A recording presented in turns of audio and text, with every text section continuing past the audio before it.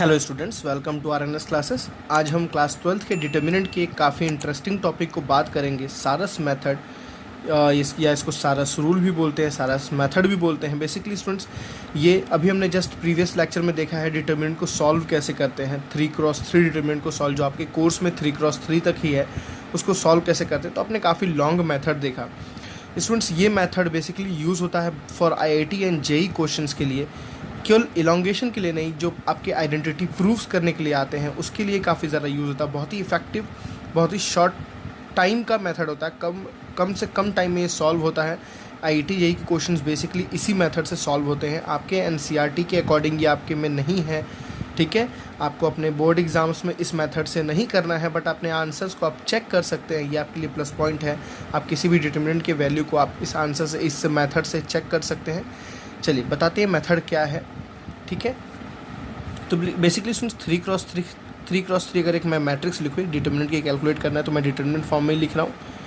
A11, A12, A13, A21, A22, A23, A31, A32, A33, ठीक है students. तो जो ये सारस रूल, ये सारस मेथड है ना, ये 2x2 से आइडिया लिया गया। इसका कैसे आइडिया लिया, देखिए। आप 2x2 में क्या करते थे, ये A11 था, ये A12 था, ये A21 था, ये A22 था। तो इसमें देखिए, आप इसको क्या करते थे, मल्टीप्लाई करके इसका साइन कैसे रखते थे, प्लस, और आपको याद है इसका साइन कैसे रखते थे, माइनस।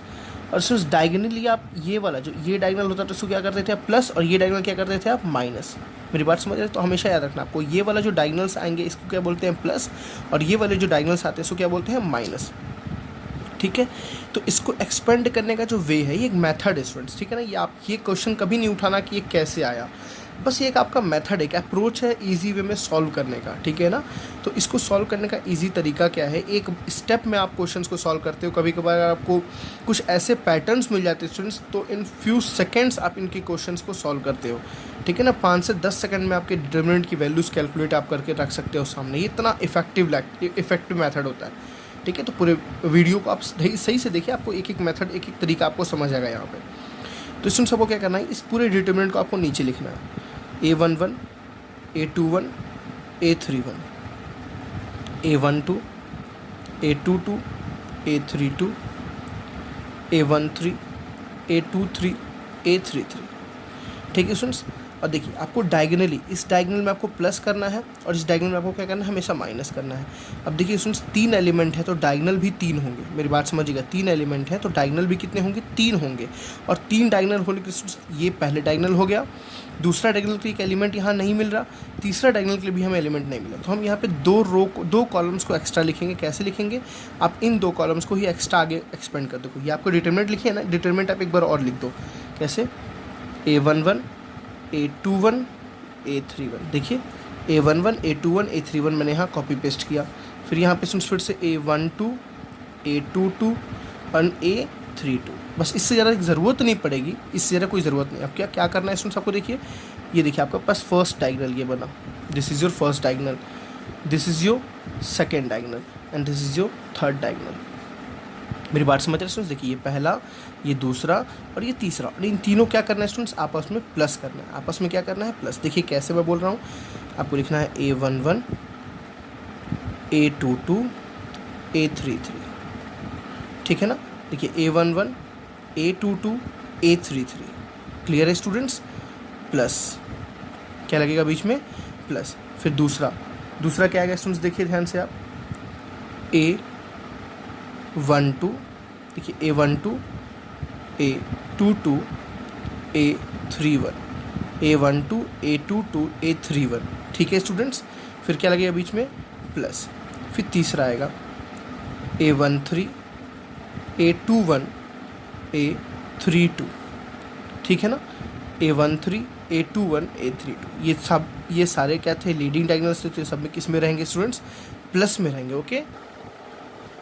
ठीक है स्टूडेंट्स, यहाँ तक आपको समझ आया ना। लीडिंग एंगल को मैंने क्या किया, बस प्लस किया। आपको ध्यान रखना है, ठीक है ना। ये देखिए, ऐसे आप ऐसे भी सोच सकते हैं, 1 1 2 2 3 3 प्लस 1 2 2 3। अब देखिए स्टूडेंट्स, इसके बगल में क्या आएगा, ये वाला आएगा 3 1, ठीक है। तो यहाँ क्या आएगा, A31, ठीक है ना। चलिए, ये सारे क्या हुए आपस में प्लस। अब क्या करना है आपको, माइनस। अब क्या करना है स्टूडेंट्स, ध्यान सुनिएगा, माइनस करना, सबको माइनस करना है, ठीक है ना, सारे एलिमेंट देखिए, सारे ये भी प्लस था, ये भी प्लस था और ये भी क्या था प्लस। अब जो आएगा स्टूडेंट सारा माइनस आएगा, कैसा, अपोजिट डायगनल्स वाले आएंगे सारे, कैसे आएंगे सारे, opposite diagonal. Opposite diagonal students देखिए कहाँ से बनना शुरू हो पा रहा है, पहले देखिए यहाँ से, कि यहाँ से हम करेंगे तभी तो डायगनल कंप्लीट हो रहा है ना, देखिए यहाँ से डायगनल कंप्लीट हो रहा है, तो दिस डायगनल कैसे लिखना है, A13 देखिए, A13 फिर A22 फिर A31। अभी मैं आपको याद करने का स्टूडेंट्स तरीका बताऊँ, A13 A22 A31, ठीक है।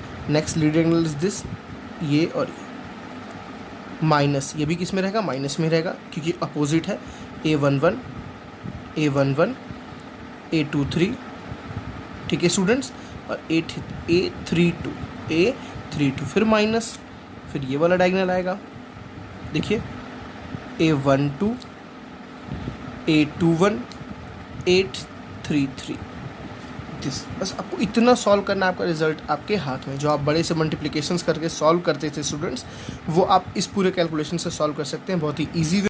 तो चलिए स्टूडेंट्स, अभी हमने जो मेथड पढ़ा सारस मेथड, उसी के बेसिस पे क्वेश्चन हम करके ट्राई करते हैं। क्वेश्चन करने से ही ज़्यादा आपको पता चलेगा कि ये मेथड इफेक्टिव है या नहीं है, ठीक है। सबसे पहला हमारा तरीका क्या था, मैंने आपको बोला दो जो कॉलम्स थे उसको आप बगल में लिख लीजिए, तो 2 4 1, देखिए 2 4 1 लिख लिया, -1 1 एंड -1, ठीक है स्टूडेंट्स।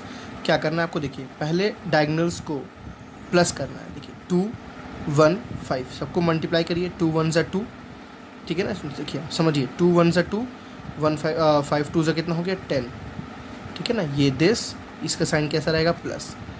फिर दूसरा वाला डायगोनल का साइन भी कैसा रहेगा स्टूडेंट्स, प्लस रहेगा। देखिए 1 2 ज़ा 2, ये मैं डायगोनल बना दे रहा हूँ, आप कंफ्यूज नहीं होइएगा, 1 2 ज़ा 2 एंड 2 1 ज़ा 2 एंड -1, तो यहाँ क्या आ गया -2, सॉरी। नेक्स्ट देखिए एलिमेंट 3 4 ज़ा एंड 4 3 ज़ा 12 और 12 1 ज़ा 12 और -12 हो गया, बट इसका साइन हमेशा कैसा रहेगा, प्लस। तो देखिए प्लस -12, कंफ्यूज नहीं होना है। देखिए प्लस करना है तीनों को, ये तो सॉल्व करने पे सॉरी ये सॉल्व करने पे माइनस आए, ये सॉल्व करने पे क्या है, माइनस है। आप देखिए बहुत कितने कम स्टेप में आप इसका रिजल्ट पा जाएंगे, ठीक है। चलिए second element, second diagonal students यहाँ से आता है, इसको हमेशा माइनस में लिखना है, पहले आपको ध्यान रखना। 3 1 ज़ा 3 1, तो कितना रहेगा 3 रहेगा। देखिए माइनस, दूसरा मैंने तुरंत लगा दिया, 2 2 ज़ा 4 4 1 ज़ा 4, तो -4 आ गया यहाँ पे, ठीक है। देखिए मैंने माइनस लगाया, फिर मैंने माइनस लगा दिया, देखिए 1 4 ज़ा 4 5 4 ज़ा 20 -20, तो क्या आ गया -20, ठीक है। इसमें बहुत ही इजी वे में आपने देखा यहाँ पे कैलकुलेशन सारा कुछ। अब आपको क्या करना है, नॉर्मल बस इसको सिंप्लीफाई करना है। कैसे सिंप्लीफाई करना है, 10 +- -2 +- -12 -3 -+4 एंड -+20, ठीक है स्टूडेंट्स। अब यहाँ से कैलकुलेशन करना है आपको, बहुत ईजी है। 10 - 2 = 8, ठीक है। तो ये पूरा सॉल्व हो गया स्टूडेंट्स, आपको कितना मिल गया, 70। कितना मिल गया आपको, 70। देखिए आप यहाँ पे 2 स्टेप में बस कैलकुलेशंस को कर सकते हैं, बहुत ही इजी वे में कर सकते हैं। और काफ़ी सारे स्टूडेंट्स ऐसे क्वेश्चन इंटरेस्टिंग आते हैं इस टॉपिक पे, सारस मेथड पे आप जो बेस करते हैं। फॉर एग्जांपल मैं आपको एक डिटर्मिनेंट दे रहा हूँ, आपको मैं बोला इसकी वैल्यू कैलकुलेट करने के लिए, जैसे है आपका A B C B C A C A B, मैंने बोला इसकी वैल्यू क्या होगी स्टूडेंट्स। अगर आप इसको डिटर्मिनेंट फॉर्म से करेंगे तो काफ़ी लेंथी होगा, और देखिए सारस मेथड से कितना इजी वे में हो जाएगा, ठीक है। सबसे पहले आपको क्या करना है, ABC यहाँ पे, तो यहाँ भी एक ABC लगा देना है, BCA यहाँ, तो यहाँ पे कोई लगाना है BCA लगा देना है, ठीक है। देखिए क्या करना स्टूडेंट्स, ये क्या हुआ, ABC मतलब ACB बोलो चाहे ABC बोलो, तो प्लस ABC प्लस, देखिए यहाँ भी देखिए ABC मल्टीप्लाई हो तो क्या हो गया, प्लस ABC, यहाँ भी देखिए स्टूडेंट्स मल्टीप्लाई हो तो क्या हो गया, प्लस ABC, ठीक है ना। आप ओरली कर सकते हो इसको, यहाँ पे यहाँ इतना इफेक्टिव है कि आप ओरली इसको कर सकते हो। देखिए इसको -C², इसको अगर मैं मल्टीप्लाई करूँ इन तीनों को, देखिए A × A कितना है, -A³, और ये स्टूडेंट्स कितना है, देखिए -B³। बस आपको याद रखना है ये वाला प्लस और ये वाला माइनस, ठीक है ना। देखिए आपका रिजल्ट क्या बन रहा है students, +3ABC -A³ -B³ -C³। बहुत ही अच्छा एक प्रूफ है ये डिटर्मिनेंट में प्रॉपर्टीज़ के बेस पे। अभी आपको नेक्स्ट एक्सरसाइज में मैं कराऊंगा, सेकंड एक्सरसाइज डिटर्मिनेंट में बहुत ही अच्छा क्वेश्चन आता है वहाँ पे ये, ठीक है। तो आप अगर आप CBSE बोर्ड से हैं तो स्टूडेंट्स प्लीज़ ये मेथड अपने बोर्ड एग्ज़ाम में मत कीजिएगा आप, बिकॉज़ ये बोर्ड एग्ज़ाम्स के लिए नहीं है, ये केवल आपके IIT JEE के क्वेश्चंस के लिए है। बिकॉज आपके बोर्ड एग्ज़ाम में आपका क्वेश्चन ही है कि आपको डिटर्मिनेंट को पूरी सॉल्व करनी होती, तो आप ये शॉर्टकट मेथड यूज़ करके सॉल्व नहीं करेंगे। तो आपको समझ आएगा आई थिंक ये मेथड कैसे यूज़ करना है। बट आप इसका आंसर, आप किसी भी क्वेश्चंस के आंसर को चेक कर सकते हैं कि हाँ हमारा आंसर कितना है, रिजल्ट कितना है, बहुत ही ईजी वे में चेक कर सकते हैं। ठीक है स्टूडेंट्स, चलिए मैं एक आपको और एग्जांपल दिखाऊं जो हमने पिछले लेक्चर में डिटर्मिनेंट को किया था। हमने एक डिटर्मिनेंट लिया था ये वाला 2 3 -2 1 2 3 -2 1 and -3। चलिए इसको हम जल्दी सॉल्व करते हैं। सबसे पहले इन दोनों कॉलम को बगल में लिखना है, तो 2 1 -2 एंड 3 2 1 है ना, इजी।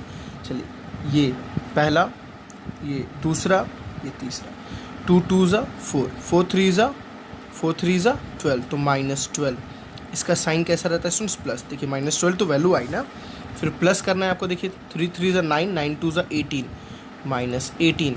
आप डायरेक्टली करो तो लिख सकते हो, ठीक। 2 1 ज़ा 2, 1 2 ज़ा 2, तो माइनस प्लस हो गया। ये बगल में क्या है, -2। देखिए मैंने सबको क्या किया है, प्लस किया है। वो एलिमेंट का खुद का साइन था, वो उससे कोई फ़र्क नहीं पड़ता है। चलिए नेक्स्ट माइनस करना है आपको इधर सारे को। चलिए 2 2 ज़ा 4, 4 2 ज़ा 8, माइनस करना था, और ये क्या आया, माइनस माइनस प्लस, तो क्या गया +8। फिर नेक्स्ट देखिए 2 3 ज़ा 6, 6 1 ज़ा 6, तो -6। 3 1 ज़ा 3 एंड 3 3 ज़ा 9, ठीक। तो -9 आया ना, तो माइनस तो पहले से लगा था, और एक और क्या आया, -9, ठीक। अब इसको जैसे आप सॉल्व करेंगे, जैसे कितना हो गया, -12 -18 -2 -8 -6 एंड माइनस +9। तो आपको रिजल्ट कितना आएगा स्टूडेंट्स, -37। ठीक है ना, कितना आएगा, -37। देखिए -20 हो गया, फिर ये भी आ गया -20 हो गया, 40 और ये सॉल्व हो गया, आपका रिजल्ट आएगा -37। तो आपके आई थिंक ये लेक्चर आपको इफेक्टिव लगा होगा। चलिए मिलते हैं नेक्स्ट एक्सरसाइज में। Thank you students.